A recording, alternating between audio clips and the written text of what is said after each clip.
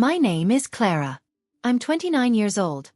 Standing alone in the dim glow of a New York City street lamp. In my hands, I clutch a worn script, still faintly smelling of coffee. The same script that once brought Ethan into my life.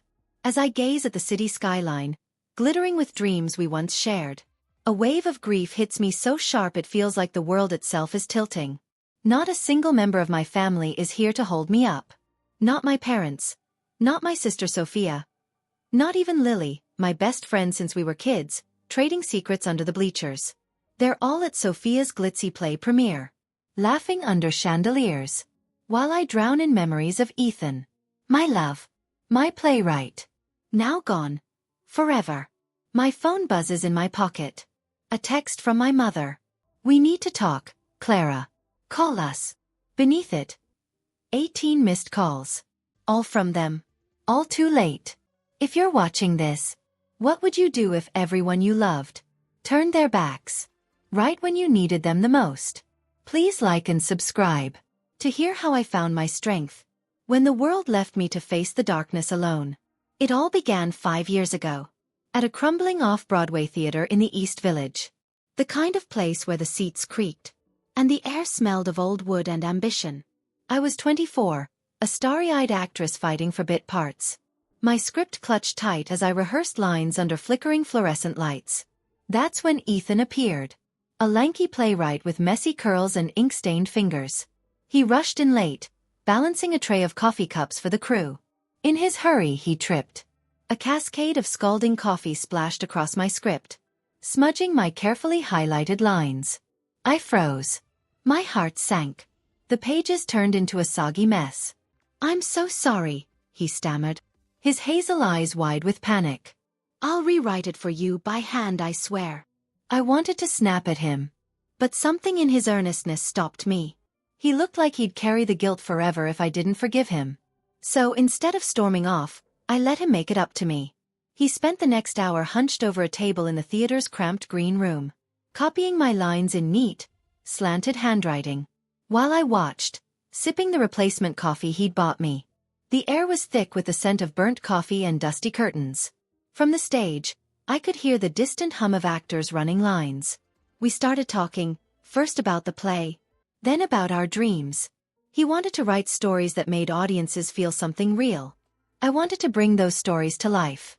That night, we stayed until the janitor kicked us out, laughing over cold coffee and shared hopes. The city's neon glow spilling through the windows. It was the kind of moment you replay in your mind years later.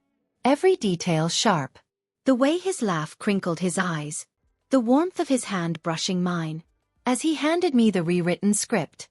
That coffee-soaked script became the start of us. One coffee date turned into walks through Central Park, where we sat on benches, reading lines to each other, our breath visible in the crisp fall air. Those walks turned into late-night diner runs, sharing greasy fries, dreaming of our own theater company. Ethan's passion for storytelling was infectious. He'd scribble ideas on napkins, his eyes lighting up as he described characters that felt like they could walk right off the page. We fell in love fast. The kind of love that feels written in the stars. Even if it was messy, even if it was imperfect. Our first kiss? It happened outside that same theater, under a street lamp just like the one I'm standing under now. The city's pulse thrummed around us. I can still feel the roughness of his scarf against my cheek. The way he whispered, "You're my best scene, Clara." But my family? They didn't see the magic. My parents, living in their world of Upper East Side cocktail parties and social connections, saw Ethan as a liability. "He's a nobody, Clara," my mother would say, her voice sharp over Sunday brunch, her manicured nails tapping the table. "A playwright with no money, no name. You could do so much better." My father was worse. His tone, cold and final. "He's got nothing to offer but dreams, Clara. Dreams don't pay for a Park Avenue apartment." And Sophia, my older sister, already a darling of the theater world, her name glowing in Playbill credits while I was still auditioning for understudy roles. She'd roll her eyes whenever I mentioned Ethan.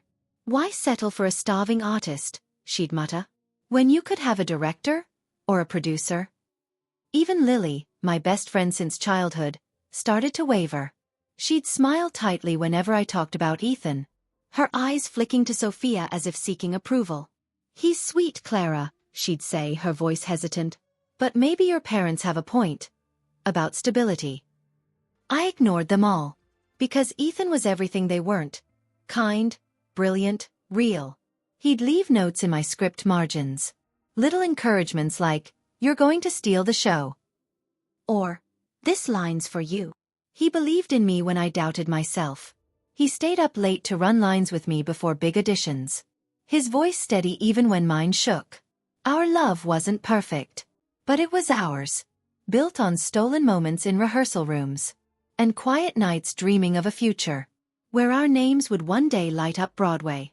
And standing here now, under this lonely street lamp, I can still hear his voice. I can still feel the warmth of his belief in me. But that warmth is fading. Replaced by the cold reality that the people who should have been here, my family, my best friend, chose Sophia's spotlight over my darkness. I'm still standing under that lonely street lamp. The New York City skyline stretches out before me, like a glittering lie, promising dreams that feel so far away now. The script in my hands, its edges worn from years of clutching it close, is all I have left of Ethan. His words. His hopes. Our love. My phone buzzes again.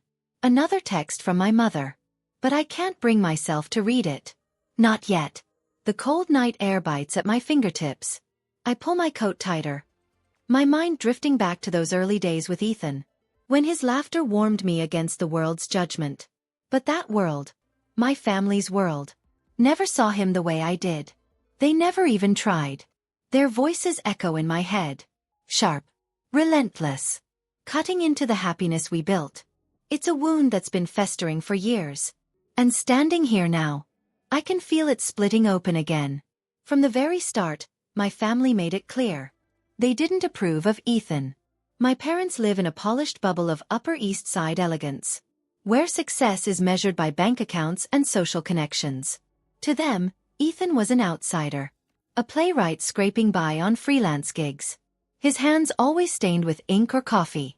His dreams, too big for his wallet. I can still see my mother's perfectly arched eyebrow. The way it lifted when I first mentioned Ethan. Over brunch at their favorite French bistro. The clink of her coffee cup against the saucer, punctuating her disapproval. "Clara, darling," she'd say, her voice dripping with practiced sweetness. "He's charming, but he's not serious material. You need someone with prospects. Someone who can keep up with you." Keep up with me? I wanted to scream. Ethan was the one who lifted me up. Who saw my potential. When I was just another struggling actress, fighting for scraps in auditions. My father was less subtle. His words landed like a gavel slamming down. We'd be sitting in their pristine living room. The kind with white sofas you're afraid to touch. He'd lean back in his armchair, swirling a glass of scotch. "Clara, this boy has no network. No stability," he'd say. His voice heavy with finality. "What's he bringing to the table? A few scripts that might never see a stage? You're wasting your future." I'd bite my lip, my hands twisting in my lap. The sting of his words settling deep. My eyes would drift to the mantel. Framed photos everywhere. Sophia at her first Broadway callback. Sophia with her drama school awards. Sophia, Sophia, Sophia. While my high school theater trophies sat forgotten in a box in the attic. It was always about Sophia. My older sister. The golden child. The one who could do no wrong. Sophia, with her sleek blonde hair and designer dresses, was already making waves in the theater world. Her name whispered in casting circles. While I was still memorizing lines for unpaid gigs. She'd breeze into family dinners, tossing her purse onto the table. And suddenly, the room would shift to orbit around her. "Oh, Clara, still with that playwright?" she'd laugh. Her voice sharp enough to cut glass. "What's his latest project?" Another coffee shop scribble. Her words would hang in the air. My parents would chuckle, their eyes sparkling with pride for her, while mine burned with shame. Later, in my tiny apartment, I'd replay those moments. Ethan's arm around me as I vented. His voice soft, but firm. They don't get to define you, Clara. You're more than their expectations. But those dinners, those cutting remarks, they chipped away at me, leaving cracks I didn't even notice until much later. And then there was Lily, my best friend since we were 12. She was supposed to be my safe haven. We'd grown up sharing dreams under the glow of streetlights, plotting our escape to New York's theater scene. But over the years, I watched her drift toward Sophia's orbit, dazzled by my sister's glamour. At those same family dinners, Lily would sit across from me, her fork hovering over her plate, her smile faltering. Whenever I talked about Ethan, "He's sweet, Clara," she'd say, her voice catching slightly, her eyes darting to Sophia, as if seeking permission to speak. "But, you know, maybe your parents are right about stability. You deserve someone who can give you the life you're used to." The life I'm used to? I wanted to shake her. The life I wanted was with Ethan, built on love, on shared dreams, not my parents' cold world of status and connections. I'd leave those dinners feeling smaller, my heart heavy with their words. I can still smell the lavender candles my mother always lit, hear the clink of wine glasses as they toasted Sophia's latest roll. I'd sit there, my plate barely touched, replaying their criticisms in my mind. My mother's voice, smooth but edged. "Clara, you could have a director, a producer, someone who opens doors." My father's blunt dismissal. "Dreams don't pay the bills, Clara." Sophia's smirk as she added, "Why settle for less when you could have it all?" And Lily, my supposed best friend, nodding along. Her loyalty split. Each comment was a needle, pricking at my confidence. But Ethan's love was my shield.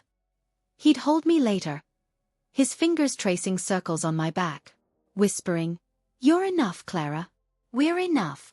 Standing here now, under this street lamp, those words feel like a lifeline I'm struggling to hold on to.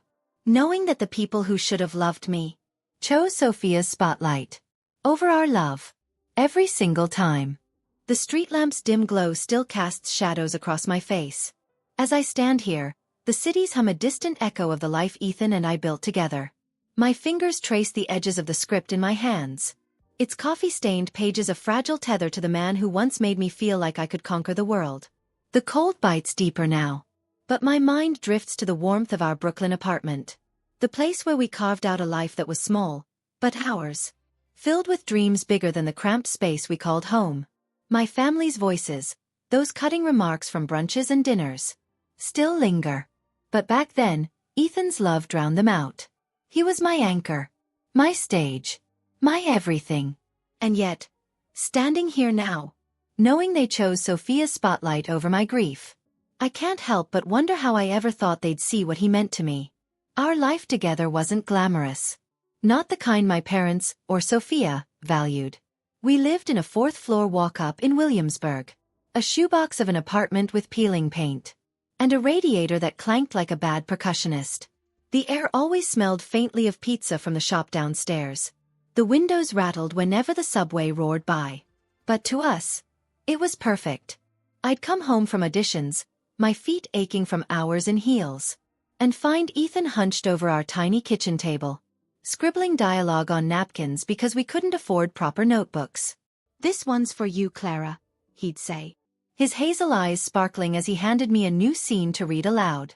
I'd perch on the counter, the linoleum cool under my thighs, and we'd lose ourselves in his words, laughing, tweaking lines, until the city outside faded away. We lived paycheck to paycheck. My acting gigs barely covered rent, while Ethan's freelance writing paid for groceries and the occasional splurge. We'd hit open mic nights in dive bars, where the beer was cheap and the crowds were forgiving. I can still hear the buzz of neon signs, the clink of glasses, and Ethan's voice as he read his latest monologue, his passion filling the room. Afterward, we'd walk home under the Brooklyn Bridge, sharing a slice of pizza from our favorite 24-hour joint, the grease staining our fingers as we talked about our big plans, a theater company of our own, where his scripts and my performances would light up the stage. "We'll make it, Clara," he'd say, squeezing my hand, his calloused fingers rough but warm. "You and me. We're unstoppable." Those moments felt like magic. Like we were writing our own script. For a life no one could take away. But my family never saw it.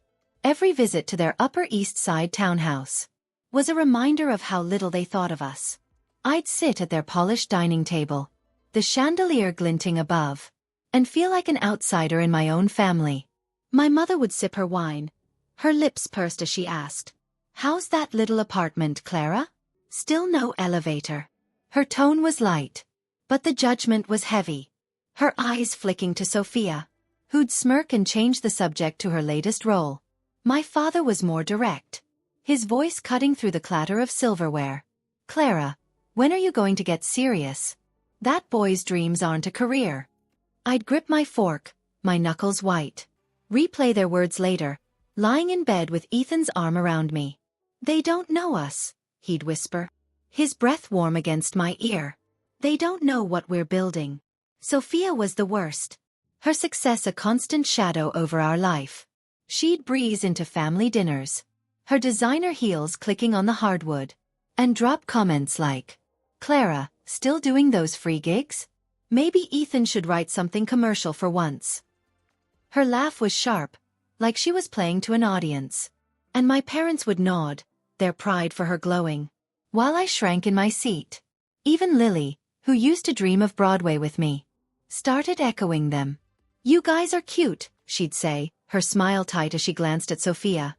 "But maybe you could aim higher, you know? Get a bigger place. A better job." Her words stung. Not just because they echoed my family's, but because they came from her. My best friend, the one who was supposed to understand. I'd leave those dinners feeling like I was carrying a weight I couldn't name. Their voices looping in my head. "You could do better, Clara. Why settle for less? He's holding you back." Ethan was the one who kept me grounded. He'd see the hurt in my eyes and pull me close, his flannel shirt smelling faintly of ink and coffee. "You're my star, Clara," he'd say, his voice steady as we sat on our sagging couch, the city's lights flickering through our window. He'd read me his latest script, his words painting worlds where love and art triumphed over judgment. We'd plan our future. A theater company. A tiny house upstate with a porch for late-night script sessions. Maybe even a dog to keep us company. Those dreams felt so real. So close. I could almost touch them. Standing here now, under this street lamp, the script in my hands feels like a ghost of that life. Ethan's love made me feel seen. But my family's dismissal was a shadow that never left. And now, with him gone, that shadow feels darker than ever, swallowing the warmth we built together. The street lamp's light flickers above me, casting jagged shadows that feel like they're clawing at my heart. I'm still here, clutching Ethan's script.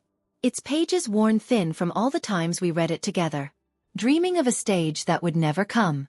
The city's pulse hums around me, but it feels hollow, like a stage set abandoned after the final curtain.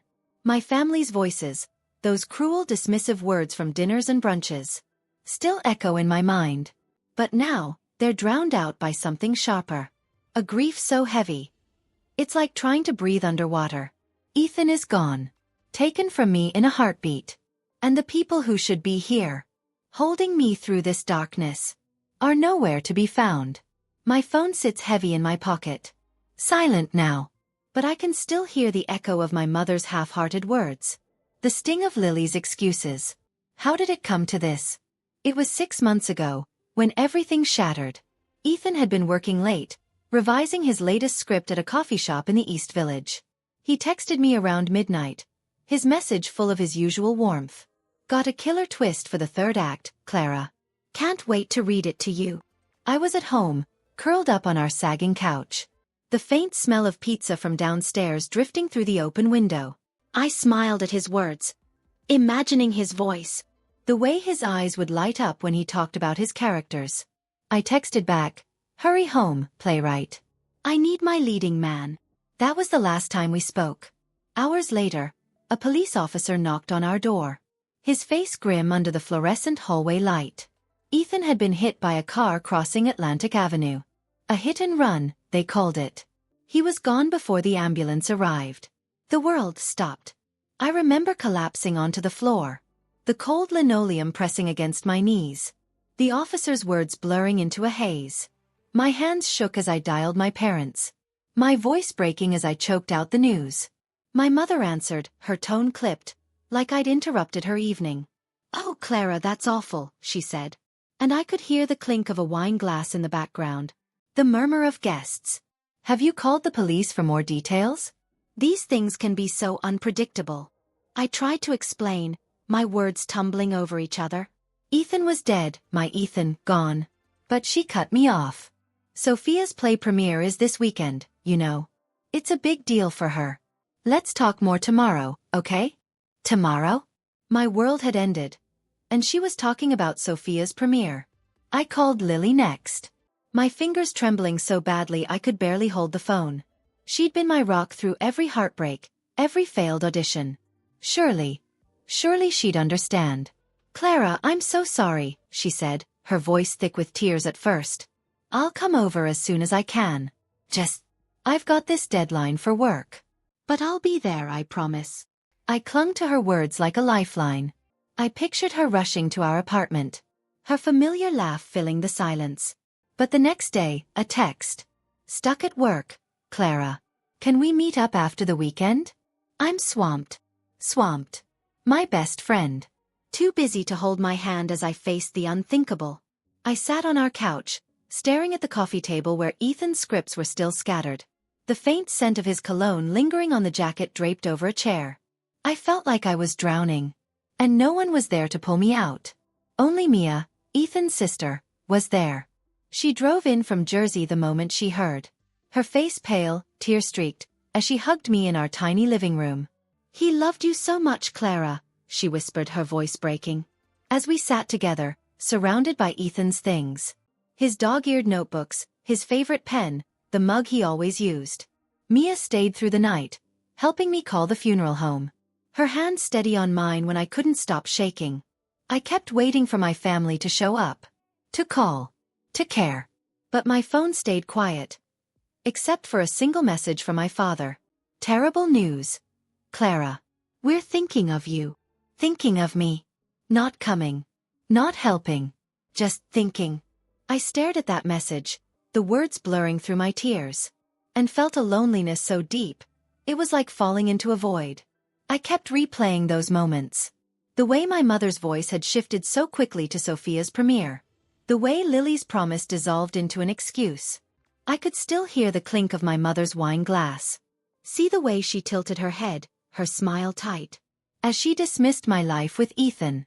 "You need someone with prospects," she'd said so many times before. Her words echoing now. As I faced his loss alone. Lily's hesitant voice on the phone. Her, "I'm swamped." It stung just as much. A betrayal dressed up as an apology. Mia was the only one who showed up. Her presence a quiet contrast to the silence from my own family. Standing here now, under this street lamp, the script in my hands feels heavier. Each page, a reminder of Ethan's love. And the crushing weight of knowing my family. And Lily didn't care enough to share my grief. The street lamp above me sputters. Its light casting a faint halo on the pavement. But it does nothing to warm the cold emptiness inside me. I'm still here, gripping Ethan's script. Its pages creased from the nights we spent dreaming together. Now a painful reminder of a future stolen. The city's noise feels distant. Like a play I'm no longer part of. And my heart aches with the weight of Ethan's absence. And the betrayal that cuts even deeper. Mia, his sister, was the only one who stood by me. When the police officer's words shattered my world. But my own family, my parents, Sophia, even Lily, they've turned their backs. Their absence at Ethan's memorial. Their choice to celebrate Sophia's triumph while I mourned. Feels like a knife twisting in my chest. I can still hear my mother's dismissive tone. Lily's empty promises. And now as I stand here, a notification on my phone reveals the full extent of their betrayal. Turning my grief into a burning anger. The days leading up to Ethan's memorial were a blur of grief and logistics. I sat in our tiny apartment, the air heavy with the scent of his cologne still clinging to his jacket, trying to plan a service that would honor him. I chose a small theater in the East Village, the one where we first met. Its worn velvet seats and dim lights. A fitting stage for our goodbye. I sent texts to my family, my fingers trembling as I typed. Ethan's memorial is Saturday. Please come. My mother replied quickly. Her message curt. We're so sorry, Clara. Sophia's premiere is the same day. It's a big moment for her. I stared at the screen, my breath catching. A big moment for Sophia? Ethan was gone. My world was in pieces. And she was talking about a play? I tried Lily, hoping my best friend would be there. I'll try to make it, she texted. Her words vague. Sophia asked me to help with the premiere, but I'll do my best. Do my best. Those words echoed in my mind. Hollow and meaningless. Saturday morning dawned gray and heavy. The sky over Brooklyn thick with clouds that mirrored the weight in my chest. I dressed in a simple black dress, the fabric stiff and unfamiliar, and drove to the theater alone. Mia met me there, her eyes red, but her presence steady. Her hand squeezed mine as we arranged Ethan's favorite scripts on a table. A small tribute to his genius. The theater filled with his friends. Actors, writers, baristas from the coffee shop where he wrote. Each one sharing stories of his kindness, his passion. But as I stood by the stage, scanning the crowd, my heart sank. No parents. No Sophia. No Lily. Just empty seats where my family should have been. I kept checking my phone, hoping for a last-minute message. A sign they'd changed their minds. Nothing. The silence was deafening.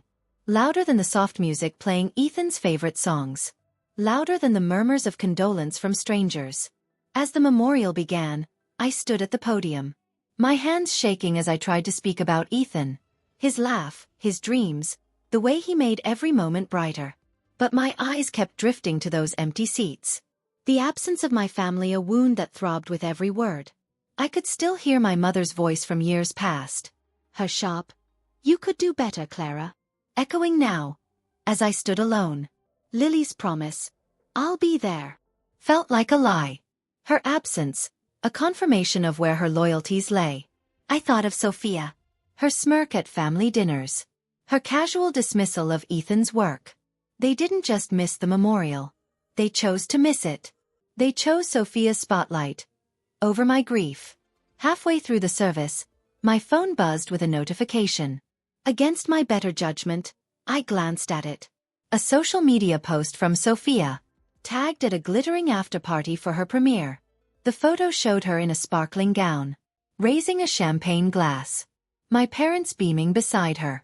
Lily laughing in the background. The caption read, "Celebrating the biggest night of my life." My stomach churned. My hands trembled so badly I nearly dropped the phone. The biggest night of her life? While I stood here, saying goodbye to the love of mine, I swiped through more photos. My mother clinking glasses with Sophia's director. My father's proud smile. Lily's head thrown back in laughter. They were at a rooftop venue, the Manhattan skyline glittering behind them, while I was surrounded by Ethan's friends. Their pitying eyes a stark contrast to my family's joy. I kept replaying that moment. The sting of seeing their celebration while I mourned. I could hear my mother's voice from that phone call. Her quick shift to Sophia's premiere. As if Ethan's death was nothing more than a minor inconvenience. "It's a big deal for her," she'd said. Her tone light. Dismissive. Lily's text, "I'm swamped," rang in my ears. A flimsy excuse that now felt like a betrayal. Standing under this street lamp, the script in my hands feels like a lifeline. But also a weight. Each page a reminder of the love I lost. And the crushing truth that my family, and Lily, didn't care enough to show up. Their absence at Ethan's memorial wasn't just a choice. It was a statement. They chose Sophia's triumph over my tragedy. And that truth burns hotter than my grief. The street lamp's flicker feels like a pulse now. Each sputter pulling me back from the edge of despair. As I clutch Ethan's script. Its pages heavy with the weight of his absence. And my family's betrayal. The city's hum is just a distant murmur. But the sting of seeing my parents, Sophia, and Lily, celebrating while I stood alone at Ethan's memorial, burns hotter than ever. Their absence was a choice. A deliberate turn away from my grief. It's left me raw, angry, lost. But something shifts tonight. Under this cold light.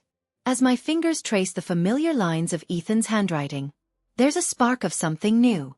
Not just grief, but a nagging question. A thread of doubt that pulls me back to our apartment. To his things. To a discovery that changes everything. My family's dismissal. Their callous joy at Sophia's premiere. Still echoes. But now, it's joined by a whisper of suspicion. A clue Ethan left behind. Back in our Williamsburg apartment. The air feels thick with memories. The faint smell of pizza from downstairs. Mixing with the lingering scent of Ethan's cologne on his jacket. Still draped over the chair where he left it. I'd been avoiding his things for days after the memorial. Each item a reminder of the life we lost. But that night, after the emptiness of the theater, after the sting of Sophia's social media post, I couldn't sleep. I sat on the floor, surrounded by cardboard boxes. Sorting through Ethan's notebooks, his pens, his dog-eared scripts. My hands trembled as I opened a folder marked, Shatters of Truth. His latest project. The one he'd been secretive about. The title alone sent a shiver through me. Its words heavy with promise. I flipped through the pages. My breath catching at his familiar handwriting. The ink smudged from late-night revisions. But this script was different. Unfinished. Raw.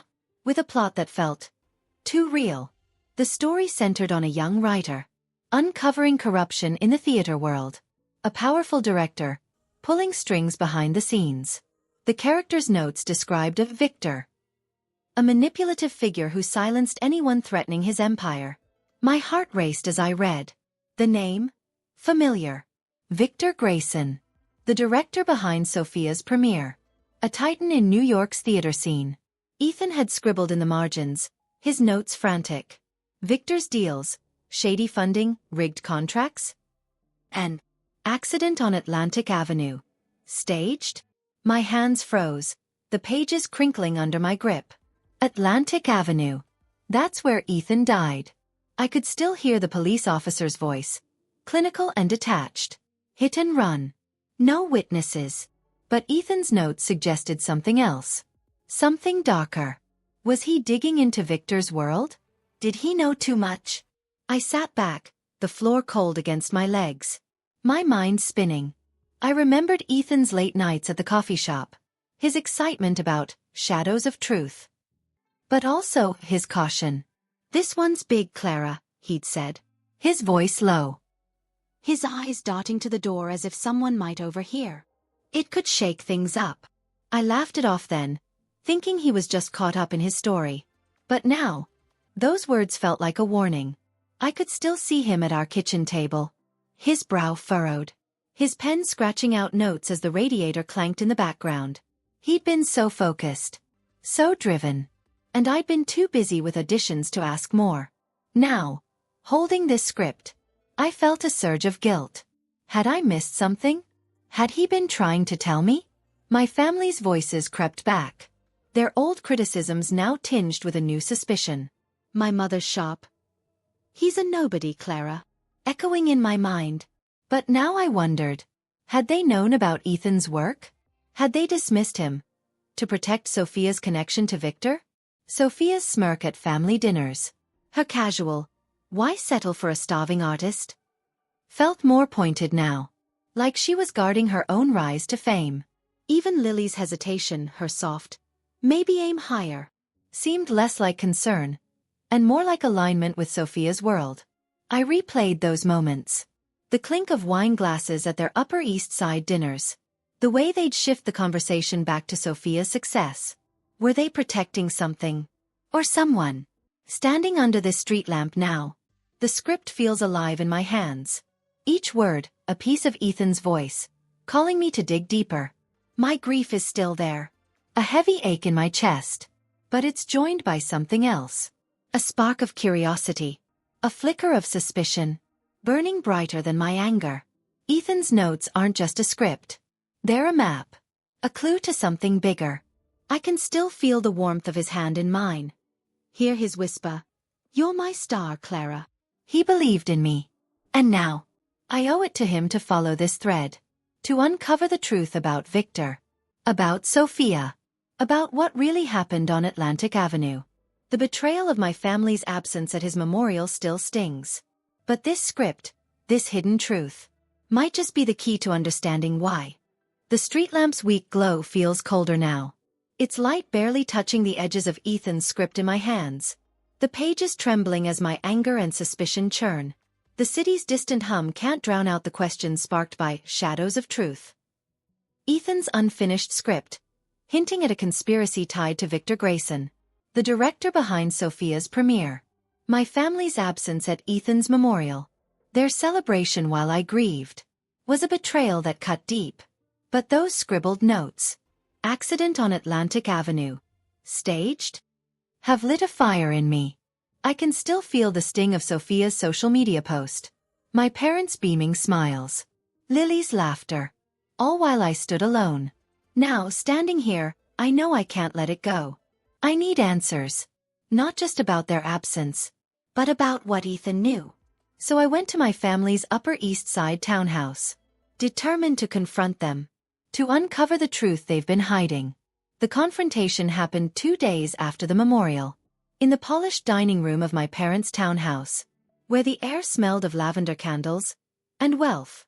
The chandelier above cast sharp glints across the mahogany table, and I stood at one end, clutching Ethan's script, my heart pounding like a drum.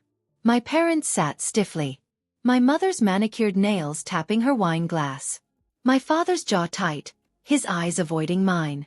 Sophia lounged in her chair, her silk blouse pristine, her expression a mix of boredom and irritation.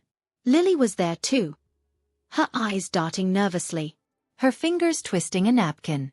I'd texted them to meet, saying it was urgent, but their faces told me they already knew why I was there. The room felt suffocating, like a stage set for a play I hadn't rehearsed. But I was done playing their roles.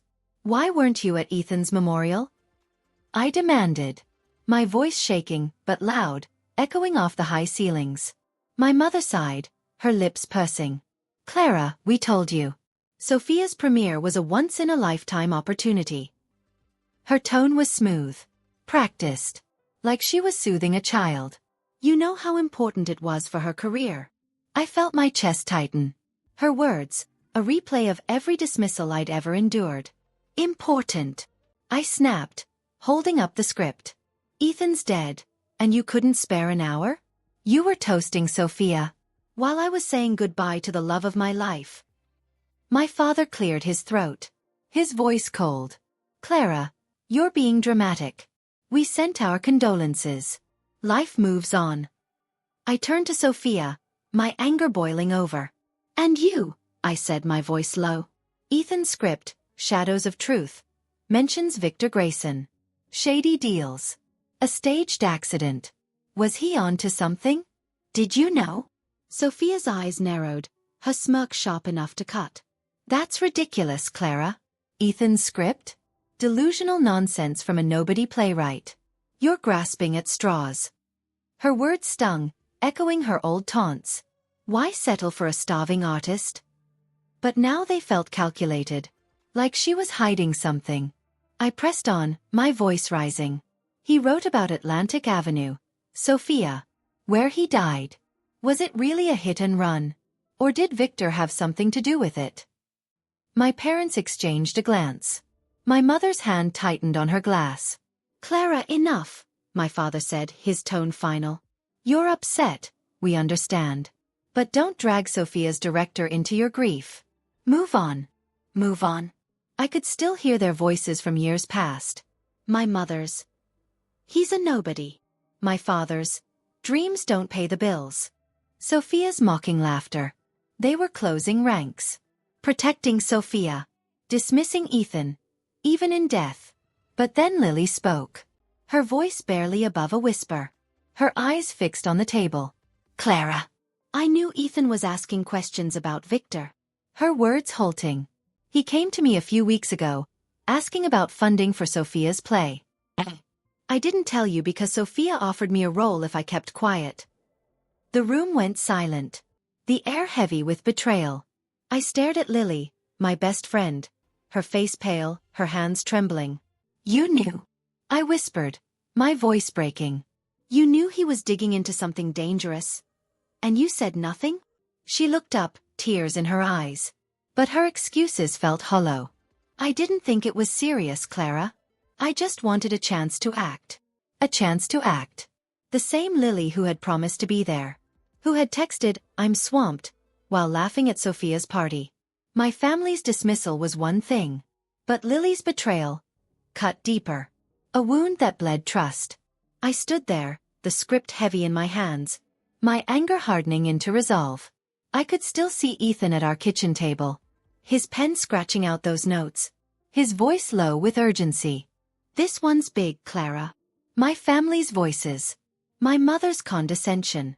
My father's coldness. Sophia's smirk. Played over in my mind. Now layered with Lily's admission. They weren't just absent. They were complicit. Hiding something. To protect Sophia's rise. Standing under this street lamp. The script feels like Ethan's voice urging me forward. Their betrayal has lit a fire in me. Not just to grieve. But to fight. For Ethan. For the truth. For the answers buried in shadows of truth. The street lamp's dim flicker feels like it's mocking me now. Its weak light barely holding back the darkness that settled in my chest. Ethan's script is still in my hands. Its pages heavy with the truth I'm starting to unravel. The notes about Victor Grayson, and a staged accident, burning in my mind. The confrontation at my parents' townhouse left me raw. Sophia's dismissal. My parents' coldness. Lily's betrayal. But it also steeled my resolve to find answers. Their absence at Ethan's memorial. Their laughter at Sophia's premiere while I stood alone.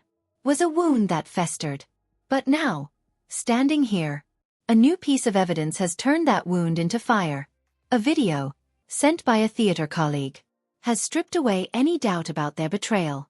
And the rage it's ignited is pushing me forward, demanding I uncover the full truth. It was the day after the confrontation. I sat in our Williamsburg apartment, the air thick with the familiar smell of pizza, and the ghost of Ethan's presence. I was staring at shadows of truth. Rereading his notes. Victor's deals, shady funding, rigged contracts. When my phone pinged with a message from Jake, an actor friend from Ethan's open mic nights. "Clara, you need to see this," his text read, followed by a video file. My hands shook as I opened it, the screen casting a harsh glow across the dim room. The video was from Sophia's premiere after-party. The same rooftop event I'd seen in her social media post. The Manhattan skyline sparkled in the background. Chandeliers glinting. Champagne glasses clinking. And there was Sophia, radiant in her gown, holding court with Victor Grayson at her side. My parents beaming. Lily laughing nearby. Then, I heard it. Sophia's voice. Sharp. Smug. Cutting through the party's hum. "Ethan's little accident was convenient, wasn't it?" she said. Her laugh cold. Her eyes glinting as she leaned toward Victor. Victor smirked, raising his glass. "Handled. Just like always." His tone low but clear. My heart stopped. My breath caught. As the word sank in. Convenient. Handled. I replayed the clip, my fingers trembling, hoping I'd misheard. But there it was again. Sophia's cruel laughter. Victor's cryptic nod. And then Lily's voice. Light. Mocking. "Clara's so overdramatic, making a big deal out of it. She'll get over it." My parents stood just behind. My mother's smile tight. My father's eyes fixed on Sophia with pride. They didn't flinch. Didn't disagree. Just sipped their drinks. As if my pain was nothing but a footnote in their evening. I sat frozen. The phone slipping in my grip. The room spinning. I could still see the empty seats at Ethan's memorial. Still feel the weight of standing alone while they celebrated. But this was worse. Sophia's words, "Ethan's little accident was convenient," echoed in my mind, layered with her old taunts at family dinners. Why settle for a starving artist? Now those taunts felt sinister. Like she'd known something all along. Victor's handled rang like a confession, tying back to Ethan's notes. About a staged accident on Atlantic Avenue. And Lily, my best friend, who had promised to be there, who had known Ethan was digging into Victor's world, laughing, calling me overdramatic. My parents' silent approval. Their nods as Sophia mocked my grief. A betrayal so deep. It felt like my heart was being carved out. I replayed the video again. Each word a fresh cut. I could still hear the clink of champagne glasses. See the way Sophia tossed her hair. Her confidence unshaken. My mother's voice from years past. He's a nobody, Clara. Merged with her nod in the video. Her pride for Sophia. Outweighing any care for me. My father's cold move on from the confrontation. Now felt like a cover. A way to bury whatever they knew. Lily's laughter, her overdramatic jab, was a knife. Twisting deeper. Because it came from someone I had trusted with my heart. I remembered our late-night talks. Planning our theater dreams. And now she was laughing at my pain. Siding with Sophia for a role. The video wasn't just evidence of their absence. It was proof they had chosen Sophia's success. Over my loss. Maybe even over Ethan's life. Standing under this street lamp, the script feels heavier than ever.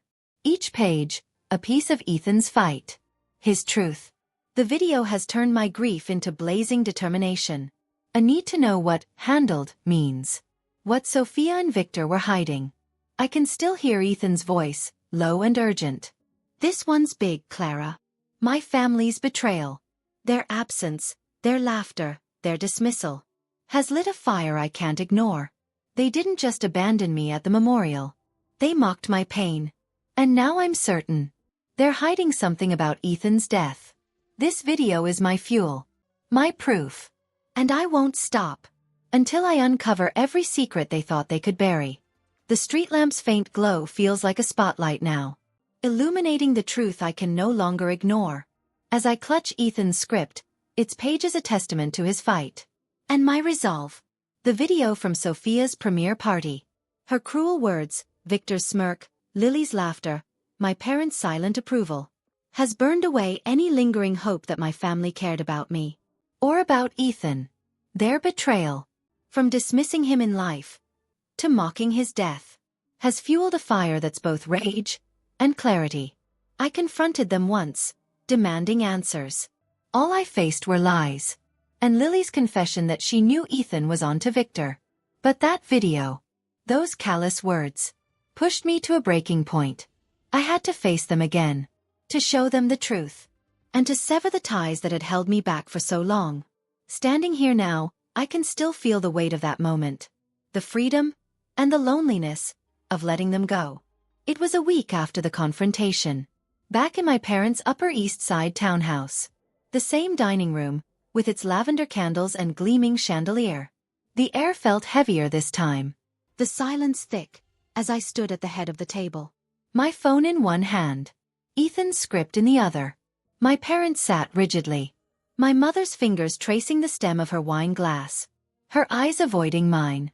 My father's jaw tight, his posture stiff. Sophia leaned back, arms crossed. Her lips curled in a familiar smirk.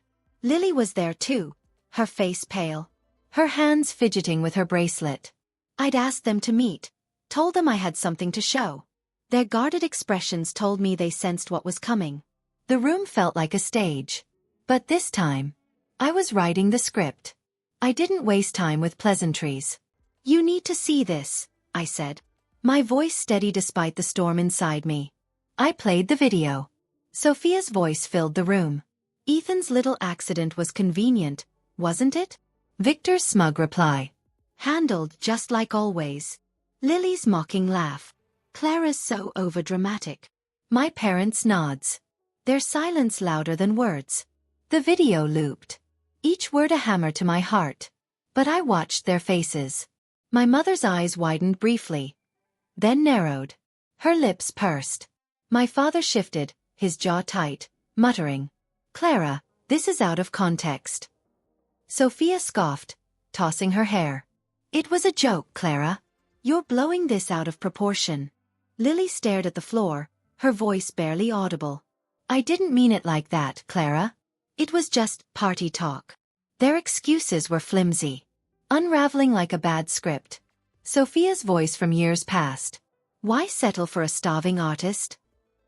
Now layered with her convenient comment. Each word a confirmation of her callousness. My mother's old, he's a nobody, echoed alongside her weak defense. It's out of context. As if she could rewrite the truth. My father's cold, move on, from our last confrontation, rang hollow against his nod in the video. His pride for Sophia blinding him to my pain. And Lily, her I'm swamped text. Her admission that she'd known about Ethan's investigation. Now her feeble party talk, excuse. It was all betrayal. Dressed up in cowardice. I stood taller. My voice cut through their deflections. You chose Sophia's spotlight over my grief. You mocked Ethan's death. And you're lying to cover it up. You're not my family anymore. You're strangers.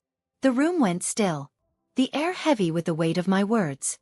My mother's hand froze on her glass. Her face paling. Clara, you don't mean that, she said, her voice shaking. But I saw the guilt in her eyes. My father stood, his voice sharp. You're throwing away your family for a dead playwright? Be reasonable. Sophia laughed. Sharp and cold. You're cutting us off? Good luck surviving without us, Clara. And then came the final blow. A letter from their lawyer. Slid across the table. Asking me to sign over my share of a family investment fund. To support Sophia's new theater venture. It's for the family, my father said. His tone implying it was my duty. I pushed the letter back. My hands steady now. You don't get to guilt me anymore, I said. I'm done. I walked out. The door's heavy thud behind me echoing like a final curtain. I could still see Ethan's face. His hazel eyes sparkling as he read me his scripts. His voice whispering. You're my star, Clara. Their betrayal. Sophia's mockery. My parents' complicity. Lily's laughter. Had severed the last threads tying me to them. Standing under this street lamp, the script in my hands feels like a lifeline to Ethan. But also a reminder of the cost of truth. Cutting them off was my liberation. A reclaiming of my heart. But it left me alone. The city's vastness stretching out before me. Yet in that isolation, I feel a new strength. A resolve to honor Ethan. By chasing the truth they tried to bury. The street lamp's faint light still holds me. Its glow, a quiet anchor, as I clutch Ethan's script. Its pages worn, but alive with his voice. Cutting ties with my family and with Lily was a liberation. But it left me adrift. Their betrayal. Sophia's cruel, convenient comment. My parents' complicity. Lily's laughter. Still echo in my mind. The video from Sophia's premiere party. The chilling hints in Ethan's shadows of truth. Have fueled my resolve to uncover the truth. But the weight of grief, and isolation, has been crushing. And yet, something shifted. A spark of hope, found in unexpected places. Standing here now, I feel a new strength growing. Not just to chase justice for Ethan, but to rebuild my life through the theater we both loved. To honor him, by bringing his words to the stage. After walking out of my parents' townhouse, the silence of my apartment was deafening. The air heavy with the scent of Ethan's cologne. And the memories of our life together. I was alone. The city's vastness stretching out like an endless stage. But I couldn't stay stuck in that darkness. On a whim, I joined a grief support group for young widows. Held in a community center in Brooklyn. Its walls lined with faded posters. The faint hum of a coffee machine in the background. That's where I met Ava. A costume designer with a sharp wit. And a laugh that could cut through any gloom. She'd lost her partner to cancer a year ago. Her stories, peppered with humor about botched costume fittings, and her partner's terrible cooking, made me smile for the first time in weeks. You keep going, Clara, she said one evening. Her eyes warm as she handed me a coffee. The steam curling between us. Not because it gets easier, but because they'd want you to. Ava's resilience lit something in me. A reminder of the fire Ethan always saw in me. I could still hear his voice, soft and steady. You're my star, Clara. Us on our sagging couch, brainstorming scripts. I started volunteering at a community theater in Williamsburg. A small space with creaky floors and mismatched chairs, where kids and amateurs put on shows for the love of it. I helped with auditions, taught acting basics, felt a flicker of purpose every time a nervous teen nailed a monologue. The theater smelled of old wood and paint. And as I swept the stage after rehearsals, I'd think of Ethan, his hazel eyes sparkling as he read me his latest draft. My family's voices. My mother's, he's a nobody.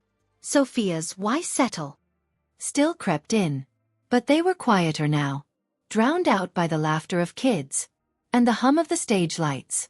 One night, after rehearsal, I sat in the empty theater. Ethan's Shadows of Truth, open in my lap. Its unfinished pages felt like a challenge, a call to finish what he started. I began rewriting, my pen hesitant at first, then bolder, adding scenes that wove my grief into his story of corruption and truth. I could still see him at our kitchen table, his fingers smudged with ink, his voice urgent.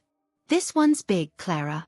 Each word I wrote felt like a conversation with him, a way to keep him close. Ava found me there one evening, my notes scattered across the stage. You're bringing him back, she said softly, sitting beside me with her sewing kit tucked under her arm. This is how you heal, by telling his story. Her words echoed Ethan's. And for the first time, I felt like I was moving forward, not just surviving. My family's betrayal still stung. Sophia's mocking laughter, my parents' cold dismissal, Lily's overdramatic jab. But it no longer defined me. I replayed their words, their absence at Ethan's memorial, their push to sign over my inheritance for Sophia's venture. And I saw them for what they were. A choice to prioritize her over me. But in this theater, surrounded by Ava's encouragement and the energy of new performers, I found a new family, one that valued Ethan's legacy and my own. Standing under this street lamp, the script in my hands feels like a promise. To Ethan, to myself, rewriting Shadows of Truth isn't just about justice. It's about rebuilding, about turning pain into art, about carrying his light forward in a world that tried to dim it. The street lamp's soft glow feels warmer now, like a quiet nod from Ethan.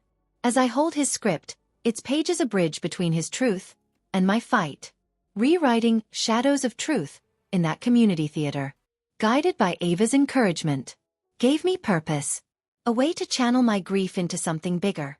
The betrayal of my family, Sophia's cruel, convenient comment, my parents' complicity, Lily's laughter, still stings.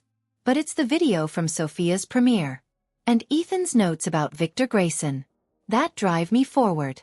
Cutting ties with them freed me. But it also left me with a burning need to uncover what really happened on Atlantic Avenue. Standing here, I feel Ethan's spirit in every word of his script, urging me to finish what he started, to shine a light on the truth he died for. Ava became my partner in this mission. Her sharp mind, her fearless humor, cutting through my doubts. We met late at night in the community theater, the air thick with the smell of old wood and stage paint, pouring over Ethan's notes. Victor's deals, shady funding, rigged contracts. Accident on Atlantic Avenue. Staged? The words stared up at us from the margins. Each one, a clue. Ava, her sewing scissors glinting under the stage lights, dug into theater gossip with me. We tracked down contacts from Ethan's open mic nights. One contact, a former stagehand, met us at a diner in Brooklyn. The clatter of plates, the hiss of coffee machines filling the air. His hands shook as he whispered about Victor's underhanded deals. Bribes to secure venues. Threats to silence critics. Ethan asked too many questions, he said, his eyes darting to the door. That accident. It wasn't random. My heart raced as we pieced it together. The diner's fluorescent lights buzzing overhead. I remembered Ethan's late nights. His urgent, "This one's big, Clara." His cautious glances as he scribbled. The stagehand's words confirmed it. Victor had staged the hit and run to stop Ethan's exposé. I could still see the police officer at my door. His clinical, no witnesses, now laced with suspicion. My family's voices crept in. Sophia's delusional nonsense. My mother's, he's a nobody. My father's, move on. But now, they felt like a cover. a way to protect Sophia's ties to Victor. Even Lily's betrayal, her admission that she knew Ethan was digging, took on a darker edge. They weren't just dismissing him. They were shielding a crime. With Ava's help, I poured my energy into finishing Shadows of Truth. Each night, I sat on the theater's empty stage, the creak of the floorboards echoing as I wrote, weaving Ethan's clues into a story that exposed Victor's corruption. I pitched it to the theater's director, a gruff but kind woman who'd seen Ethan perform. "This is powerful, Clara," she said, her glasses slipping as she read, the script's pages trembling in her hands. The theater took it on, and word spread fast. Actors, writers, even critics showed up for rehearsals, drawn to the story's raw truth. The stage became my refuge. The hum of the lights, the chatter of the cast, drowning out my family's old taunts. I could still hear Sophia's "Why settle?" and Lily's "Overdramatic." But they were fading, replaced by Ava's laughter, and the cast's enthusiasm. Opening night was electric. The theater packed with faces I hadn't seen since Ethan's open mic days. As the curtain rose, I stood backstage, my hands shaking. Ethan's script in my pocket. The play unfolded. His words my additions, laying bare Victor's crimes. The staged accident. The corruption he'd buried. The audience gasped, whispered, applauded. A critic in the front row scribbled furiously. And by morning, reviews were calling it a revelation, demanding investigations into Victor's dealings. His empire began to crack. Rumors of audits. Actors pulling out of his shows. I could still feel Ethan's presence. His hazel eyes sparkling as we dreamed of this moment. His voice whispering, "You're my star, Clara." Standing under this street lamp, the script feels lighter now. A beacon of the truth we've exposed. My family's betrayal. Sophia's mockery. My parents' silence. Lily's complicity. Pushed me to this stage. But it's Ethan's love and Ava's support that carried me through. The play's success isn't just justice. It's closure. A way to honor Ethan's legacy. As the city hums around me, I hear the echo of that applause. Feel Ethan's hand in mine. And know, I've brought his light to the world they tried to dim. The street lamp's gentle glow feels like a warm embrace now. Its light steady, as I hold Ethan's script. Its pages a quiet testament to the truth we exposed together. The success of Shadows of Truth brought Victor's crimes to light. It gave me closure. It rebuilt my purpose. Through the community theater where Ava and I poured our hearts into Ethan's legacy. My family's betrayal. Sophia's cruel, convenient comment. My parents' complicity. Lily's laughter. Once defined my pain. But cutting them off freed me. Freed me to find a new path. 2 years have passed. And standing here, on the anniversary of Ethan's death, I feel his presence in the life I've built. A life rooted in love and respect. My family's voices still echo. My mother's, "He's a nobody." Sophia's, "Why settle?" But they're distant now. Overshadowed by the warmth of a new family I've chosen. One that honors Ethan's memory and my own strength. It's been 2 years since I stood on that stage, watching Shadows of Truth unravel Victor's corruption to a packed theater. I've since joined a small troupe in Brooklyn. A group of misfits who fill the community center with laughter, late-night rehearsals, and the smell of cheap coffee. They're my family now. Ava with her sharp wit. The actors who memorize lines over pizza. The tech crew who bicker over lighting cues. The theater, with its creaky floors and peeling paint, feels like home. A place where Ethan's spirit lingers in every script we read. I can still hear his voice, soft and steady. "You're my star, Clara." Us on our old couch, dreaming of stages like this. Those memories ground me. But they also push me forward, reminding me of the love that shaped me. On the anniversary of Ethan's death, I drove to the small theater where we held his memorial. Its worn velvet seats still familiar under the dim lights. I stood by the table where we'd laid out his scripts, my fingers tracing the edges of Shadows of Truth. The air heavy with the scent of old wood and memory. I thought I was alone, until I heard footsteps. Lily appeared, her face pale, her eyes red-rimmed. Clara, she said, her voice trembling. I'm so sorry. I was wrong about everything. Her hands twisted together.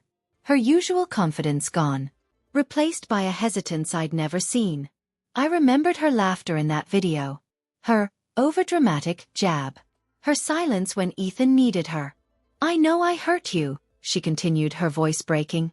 I let Sophia and ambition blind me. I listened, my heart heavy but calm. And I set my boundaries. I forgive you, Lily, I said, my voice firm. But I can't let you back in. I've built something real here. And I need to protect it. She nodded, tears falling, and left quietly. I stood there, the silence of the theater wrapping around me like a hug. My family's betrayal. Sophia's convenient comment. My parents' nods. Their push for my inheritance.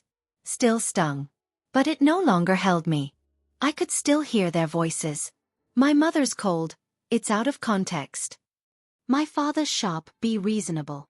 But they were echoes. Echoes of a past I had left behind. That night, I hosted a dinner at my apartment. The air filled with the smell of garlic bread and wine. The laughter of Ava and my troupe drowning out the city's hum. We sat around my tiny table. Mismatched chairs creaking. Sharing stories of our dreams. And our losses. Ava raised a glass, her eyes twinkling. To Clara, she said, who turned pain into art. I smiled, feeling Ethan's warmth in their love. Knowing this was the family I had chosen. Standing under this street lamp, the script in my hands feels like a victory. A symbol of Ethan's love. And my resilience. His death taught me to demand respect. To walk away from those who diminish me. And his script success proved I could stand on my own. My journey, from grief to truth to rebuilding, has shown me that chosen family can shine brighter than blood. And I think of you, listening to this, maybe carrying your own betrayals. I urge you, share your stories, find your stage, build a life with those who lift you up. Ethan's light lives in me, in this script, in the applause that echoes still. And I know now, I am enough.